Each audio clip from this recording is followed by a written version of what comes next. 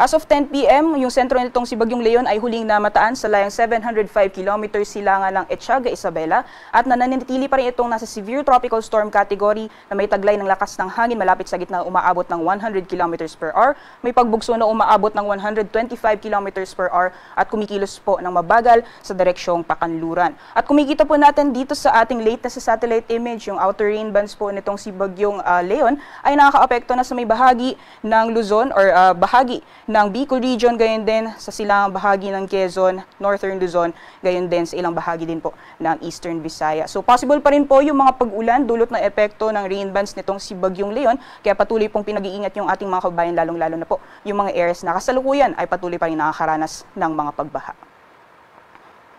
Alamin po natin yung nilalaman ng ating latest na track forecast as of 11 p.m. So ito po yung general direction ng magiging pagkilos ng bagyo sa mga susunod na oras o mga susunod na araw at possible din po yung intensity na inaasahan po natin habang patuloy po itong kumikilos generally northwestward. Meron din po tayo yung tinatawag natin na cone of probability o posibilidad na daanan ng sentro nitong bagyo, liban lamang po dito sa ating central track, pati na rin po yung radius or lawak ng sakop na malalakas ng hangin nitong si Bagyong Leon. So ayon po sa ating latest na forecast track, babaybayan pa rin po nito yung silangang karagatan ng ating bansa at hindi po natin nanaalis yung possibility ng landfall scenario sa may area ng Batanes or close approach dyan po sa area ng Batanes. Kung hindi po siya magla-landfall sa Batanes, posibleng landfall scenario po niya ay dito na po sa may southeastern portion ng Taiwan.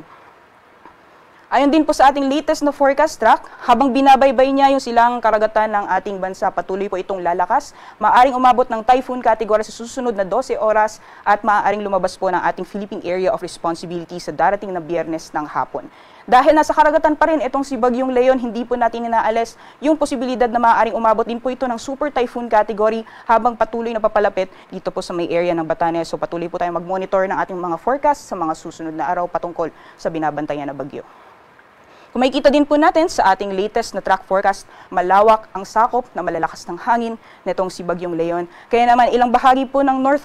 Bicol Region, gayon din sa Eastern Visayas ay nakapaloob na or nakakaranas po ng malalakas na hangin na dala nitong bagyo. At habang papalapit itong si Bagyong Leon, areas din po ng Northern Luzon, posible din po maranasan yung mga pagbugso ng hangin. Kaya naman nakataas na ang Tropical Cyclone Wind Signal number 1 dyan po sa Cagayan Valley, gayon din sa ilang bahagi or ilang probinsya ng Cordillera Administrative Region, sa may Ilocos Provinces, sa Nueva Vizcaya, Aurora, ilang bahagi ng Quezon dyan po sa may Quezon, including Polillo Islands. Sa mga probinsya din po ng Bicol Region, nakataas ang signal number 1 sa Camarines Norte, silangang bahagi ng Camarines Sur, sa Catanduanes, eastern portion ng Albay, northeastern portion ng Sorsogon, at sa Visayas naman nakataas ang signal number 1 sa eastern portion ng Northern Samar at northern portion ng Eastern Samar. So yung mga areas po na highlighted ng blue, posible pong maranasan sa susunod na 36 hours yung mga malalakas na bugso ng hangin na dala nitong si Bagyong Leon.